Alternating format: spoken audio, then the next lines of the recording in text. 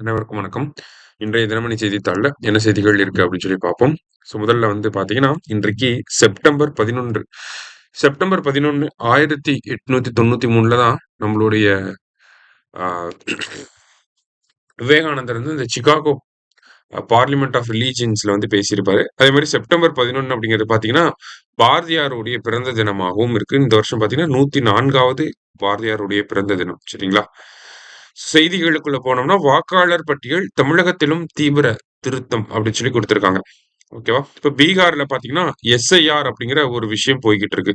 எஸ்ஐஆர்ன்னா என்ன அப்படின்னு சொல்லி பார்த்தீங்கன்னா, ஸ்பெஷல் இன்டென்சிவ் ரிவிஷன் அப்படின்னு சொல்றாங்க. எத ரிவைஸ் பண்றாங்க அப்படின்னா, எலக்டோரல் ரோல்ஸ ரிவைஸ் பண்றாங்க. ஓகேவா? எதுக்காக எலக்டோரல் ரோல்ஸ ரிவைஸ் பண்ணணும்? அதாவது வெளிநாட்டுகள்ல இருந்து சட்டவிரோதமா புலம்பெயர்ந்தவர்கள் அவங்களுடைய பெயர்கள் வாக்காளர் பட்டியல்ல இருக்கக்கூடாது. சரியா?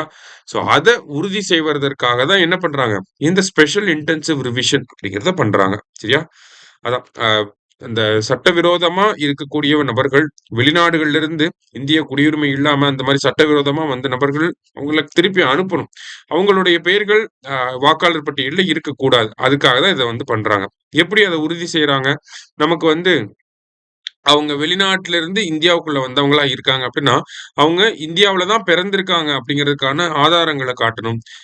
இந்தியன் உரிமை பெற்று இருக்காங்க அப்படிங்கிற அந்த ஆதாரங்களை எல்லாம் காட்டணும். சரிங்களா? சோ அததான் இங்க பண்ணிக்கிட்டு இருக்காங்க. பீகார்ல இப்ப பண்ணிக்கிட்டு இருக்காங்க. ஸ்பெஷல் இன்டென்சிவ் ரிவிஷன் அப்படிங்கிறது.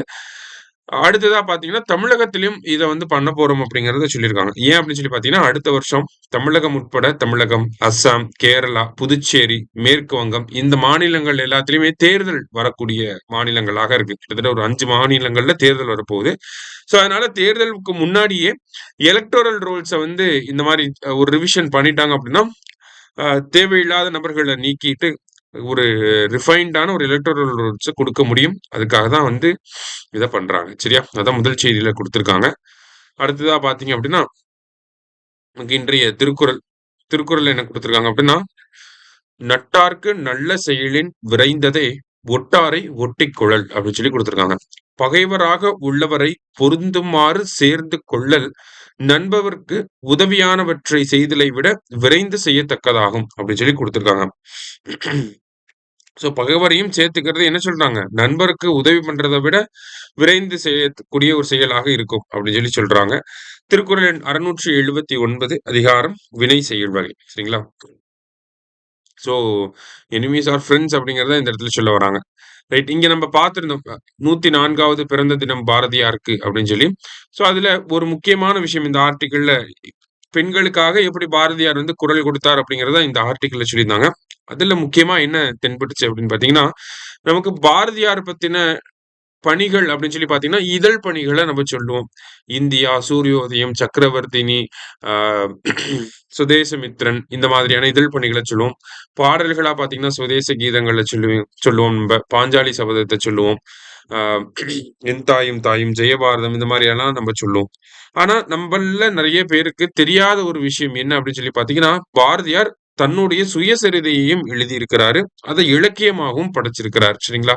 அந்த சுயசரிதையோட பெயர் நமக்கு தெரியாமயே இருந்திருக்கும். அதுதான் இங்க குடுத்திருக்காங்க. "கனவு என்னும் பெயரில் தன் சுயசரிதையை இலக்கியமாக படைத்த பாரதி" அப்படின்னு சொல்லி. சரிங்களா? சோ அவரு சுயசரிதை எழுதியிருக்கிறார். அது இலக்கியமாக படைச்சிருக்கிறார். அதனுடைய பெயர் என்ன அப்படின்னு சொல்லி பார்த்தீங்கன்னா, "கனவு" அப்படிங்கிற அந்த சுயசரிதை. சரிங்களா? சோ இது நமக்கு நெறைய பேருக்கு தெரியாம இருக்கும். கண்டிப்பா எக்ஸாம்ல இப்ப கேட்கலனாலும் எப்பயாவது கேட்பாங்க. சரியா? அதனால ஞாபகம் வச்சுப்போம். "கனவு" அப்படிங்கிறது யாருடைய சுயசரிதை அப்படின்னா, பாரதியாருடைய சுயசரிதை. சரியா? சோ இன்னைக்கு முக்கியமான செய்திகள பார்த்திருக்கோம். நன்றி.